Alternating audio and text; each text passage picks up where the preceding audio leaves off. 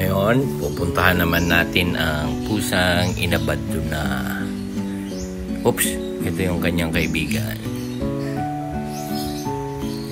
Nandito lang yun. Laging nasa ilalim yun ng mga e-bike. Hello! Ayan, tuwan-tuwa siya. Kakain na naman siya.